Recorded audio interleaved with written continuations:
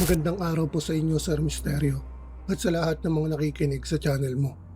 Tawagin niyo na lang po akong Renz, Tubong Leyte. Ang kwento kong ito ay nangyari noong 2018 sa mismong paaralan kung saan ako nag-aral noong high school. Bata pa lang ako, laki ko nang naririnig sa mga matatanda at dating estudyante na maraming kakaibang pangyayari sa eskwelahan iyon. Luma na kasi ang gusali. Halos 70 years na nang may tayo. Ilan sa mga kwento ay may nagpapakitang guro raw na matagal nang yumao at mga batang bigla na lang sumisilip sa bintana tuwing gabi kahit wala namang pasok. Noong una, hindi ko ito pinapansin hanggang sa ako mismo ay nakaranas ng mga bagay na hindi ko maipaliwanag. Isang gabi, inatasan kami ng aming advisor na mag-overnight sa paaralan upang maghanda para sa programang gagawing kinabukasan. Ilang mga kaklase ko ang kasama at nagkayayaan kaming mag-stay sa lumang science building. Ang science building ay pinakakilalang lugar sa paaralan na may kababalaghan. Doon daw kasi nagtuturo ang isang guro na bigla na lang natagpo ang wala ng buhay sa faculty room. Hindi raw malinaw o aksidente o may nangyari raw talaga. Habang abala kami sa paggupit ng mga dekorasyon at paggawa ng props, napansin ko na may parang humahaplos sa balikat ko. Nilingon ko agad pero wala namang tao sa likod ko. Tahimik ang paligid maliban sa tawanan ng ibang kaklase ko. Nung una, binaliwala ako. Pero nang tumingin ako sa salamin na lumang cabinet sa science lab, laking gulat ko dahil may nakita akong refleksyon ng isang matandang lalaki na nakasuot ng puting polo barong. Nakangiti ito ng malapad at may dugo ito sa gilid ng mga labi. Kinusot ko ang mga mata ko at muling tumingin pero wala na siya. Hindi ko na lang sinabi agad sa mga kaklase ko. Baka pagtawanan lang ako. Pero habang tumatagal ang gabi, isa-isa na silang nakakapansin ng kakaiba. May biglang kumakatok sa pintuan pero kapag binuksan ay wala naman tao. May isa pa akong kaklase na nagsabing may batang tumatakbo sa pasilyo. Kahit sarado naman talaga ang gate at wala na talagang ibang tao, doon na kami nagsimulang matakot. Mga bandang 12:00 ng gabi, bigla na lang nagsara ang mga ilaw. Sa dilim, narinig namin ang yabag ng sapatos na mabigat, parang guro na nag-iikot para mag-inspection. Ang problema, wala lang guro sa mga oras na yun. At bago kami magtakbuhan palabas, may boses kaming narinig. Malakas at galit. Hindi kayo dapat nandito. Sabay-sabay kaming nagsigawan at kumaripas ng takbo palabas ng lumang gusali. Hindi na namin kinuha mga gamit namin. Kinabukasan, may guro kaming kinausap at ikinuwento ang lahat. Hindi na siya nagulat. Ang sabi niya, totoo raw na noong 1980s ay may science teacher na bigla na lang bumagsak at namatay habang nagtuturo. Hindi na raw ito nakalabas pa sa building na iyon. Simula noon, hindi na kami pumayag na mag-overnight sa lumang gusali. Kahit nga sa araw, may kaba na akong nararamdaman kapag napapadaan doon. Hanggang ngayon, tuwing nadadaan ako sa dati kong paaralan at nasisilayan ko ang lumang science building, bumabalik sa isip ko ang gabing iyon. Kung hindi ko mismo naranasan, baka hindi rin ako maniwala. Pero isa lang ang sigurado ko, may mga kaluluwang hindi matahimik at minsan, ang mga paaralan na pinupuntahan natin araw-araw ay hindi lang basta tahanan ng kaalaman. Minsan, tahanan din sila ng mga alaala ng mga hindi matahimik na kaluluwa.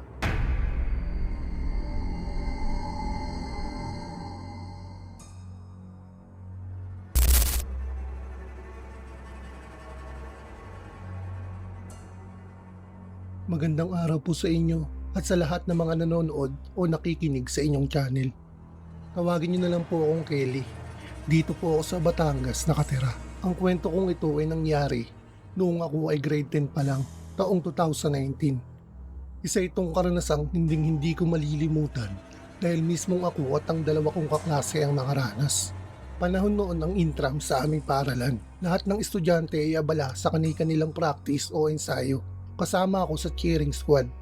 Kaya halos gabi-gabi kaming nag-iensayo. Isang gabi, matapos ang halos 5 oras na practice, pinauwi kami ng aming coach bandang 8:00 ng gabi. Karamihan ng mga kasama ko ay nagsiuwian na pero nagpaiwan ako dahil hinihintay ko pa ang sundo ko. Dalawa sa mga kaklase ko ang nagdesisyon samahan ako at doon kami tumambay sa bleachers ng cover court. Tahimik ang paligid noong oras na iyon. Iilan na lang ang bukas na ilaw sa court kaya may mga bahagi na medyo madilim. Habang nakaupo kami, ramdam namin ang malamig na simoy ng hangin kahit sarado ang mga pintuan ng cover court. Sa unay, binaliwala lang namin. Pero habang tumatagal, mas lalo itong lumalakas na para bang may kakaiba. Habang nakatingin ako sa gitna ng cover court, tinitignan kung dumating na nga ba ang sundo ko. Napansin kong may nakatayo roon. Isang lalaki na nakasuot ng puting PE uniform. Nakatalikod at hindi gumagalaw. Akala ko noon ay isa lamang sa mga janitor o varsity players na nagpaiwan. Pero habang tinititigan ko siya, para siyang estatwa na hindi talaga gumagalaw at nakatayo lamang. Ilang saglit lang, bigla siyang naglaho. Walang kahit anong bakas na naiwan. Hindi siya umalis. Hindi rin siya lumakad. Parang bigla na lang naglaho sa hangin. Doon na ako nagsimulang kabahan. Habang sinusubukan naming unawain ng nakita, bigla na lang may umalingaw-ngaw na tunog ng bola na dinidribble. Malakas, mabilis, paulit-ulit. Pero wala kaming nakikitang taong naglalaro. Nakikita lang namin gumugulong ang bola sa sahig, paikot-ikot sa gitna ng court, ngunit walang humahawak. Ang mga yabag ng sapatos na tumatakbo ay rinig din sa paligid. Parang may invisible na laro na nagaganap sa harapan namin. Na sobrang takot, halos sabay-sabay kaming nagsitakbo palabas ng cover court. Nanginginig pa nga ang tuhod ko habang papalapit sa gate. Paglabas namin, doon lang ako nakahinga ng maluwag. Kinabukasan, nakausap namin ang isa sa guard ng paaralan.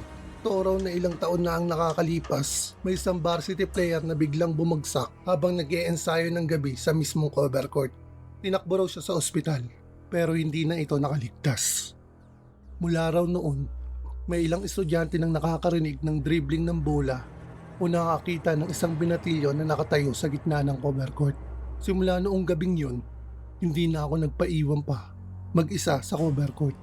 Kahit sa araw, kapag napapadaan ako roon at tahimik ang paligid, parang may malamig na hangin na dumadaan at laging may pakiramdam na may nakatingin. Sa totoo lang, hindi ko alam kung paano ipapaliwanag ang nangyari, pero isa lang ang sigurado ako. Ang cover court ng aming paaralan ay hindi ordinaryong lugar. Doon ay may isang kaluluwang nananatili, paulit-ulit na ginagawa ang huling laro na hindi niya natapos.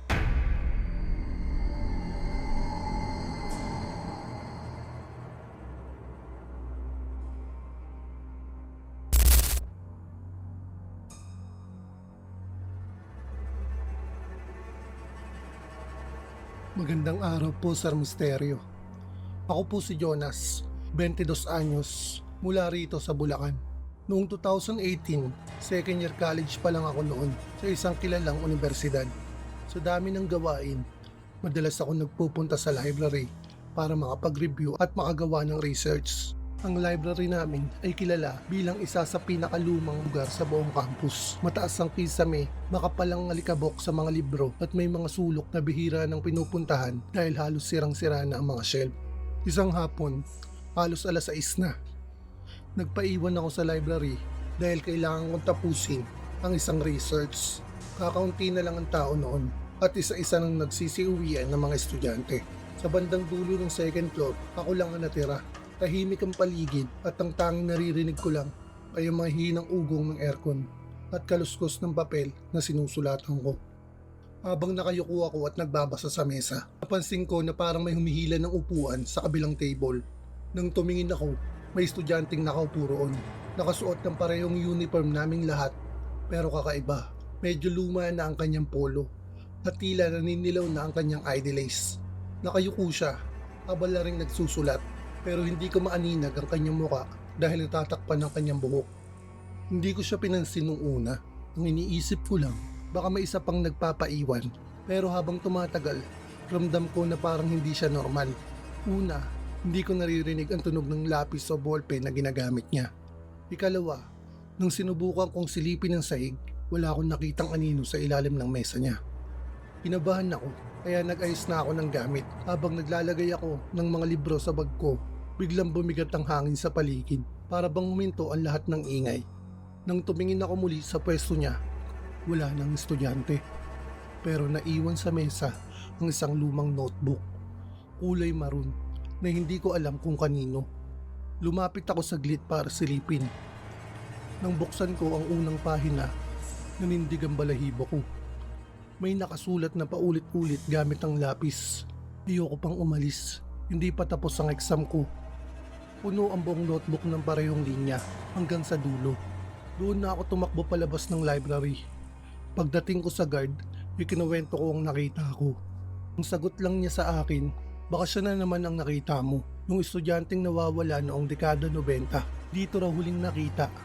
Nasa library, nag-aaral para sa exam. Hanggang ngayon, hindi pa rin natatagpuan ang katawan niya. Mula noon, kahit gaano ako kabisi, hindi ko na kayang magpaiwan mag-isa sa library. Lalo na kapag papalubog na ang araw. Hanggang dito na lang po ang kwento ko, Sir Misterio. Sana po magustuhan nyo at maibahagi nyo rin sa inyong channel. Maraming salamat po.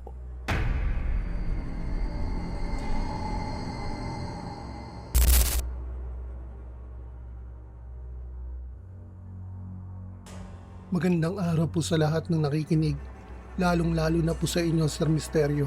Ako po si Leia, taga Laguna. Nangyari ito noong 2016, first year high school pa lang ako noon. Ang campus na pinapasukan ko ay isa sa pinakamatanda sa aming bayan. Malawak ang lugar at may mga gusaling hindi na rin ginagamit. Pero nakatayo pa rin para maging bahagi ng kasaysayan ng paaralan. Isa sa pinakakapansin-pansin sa campus ay isang malaking puno ng akasya na nakatayo malapit sa lumang gym. Kung titignan mo mula sa malayo, maganda at napakaluntian ng punong iyon. Malapad ang mga sanga at tila nagiging lilim sa mga estudyanteng dumadaan. Pero iba ang sabi-sabi tungkol doon. Ayon sa mga guro at janitor, may masamang enerhiya ang punong iyon at may mga kaluluwang hindi matahimik na naninirahan sa ilalim nito. Madalas daw, kapag dapit hapon, may mga estudyanteng nakakita ng mga batang umiiyak o minsan ay mga aninong nakatayo lamang at nakatingin sa iyo mula sa lilim. Sa totoo lang, nung una, hindi ako naniniwala. Akala ko, mga kwento lang iyon para takutin kami mga estudyante. Pero isang insidente ang nagpatunay sa akin na hindi lang basta kwento ang mga naririnig ko.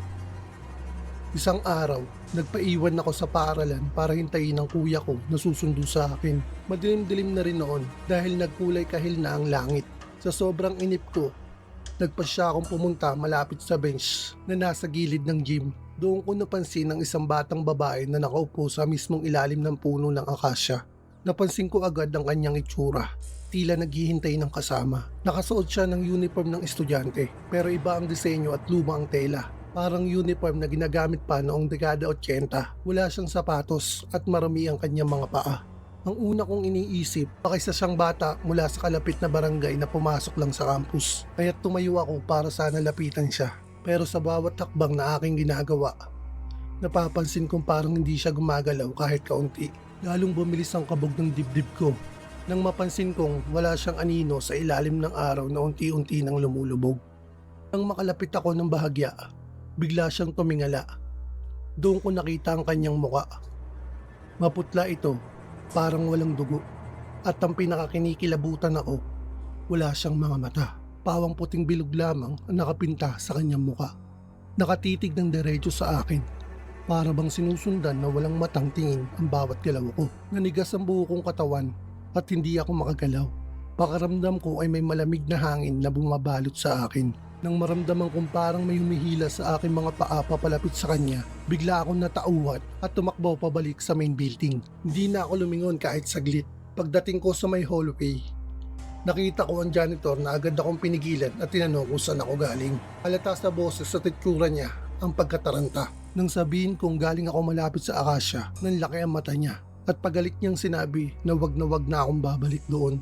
Ikinuwento niya rin na maraming beses na raw na may estudyanteng nakakita ng parehong bata. Lagi raw itong lumalabas kapag papalapit na ang dilim. Ilang mga estudyante na raw ang naitalang bigla na lamang nawala matapos makita ang batang iyon. Muling nakita silang buhay at nakaupo rin malapit sa punong iyon. Simula noon, hindi ko lang muling nilapitan ang lugar na iyon. Kahit pa dumaan kami malapit sa gym, iwas na lang talaga ako ng tingin. Ang dating puno na tinitignan ko bilang maganda at nagbibigay lilim, ngayon ay kinakatakutan ko na. Minsan, naiisip ko, baka kaya hindi ginagamit ng lumang gym ay dahil sa puno na iyon. Baka hindi lang basta puno, kundi isang pintuan papunta sa kaluluwang hindi natatahimik. Hanggang dito na lang po ang kwento ko, Sir Misteryo. More powers po sa channel nyo.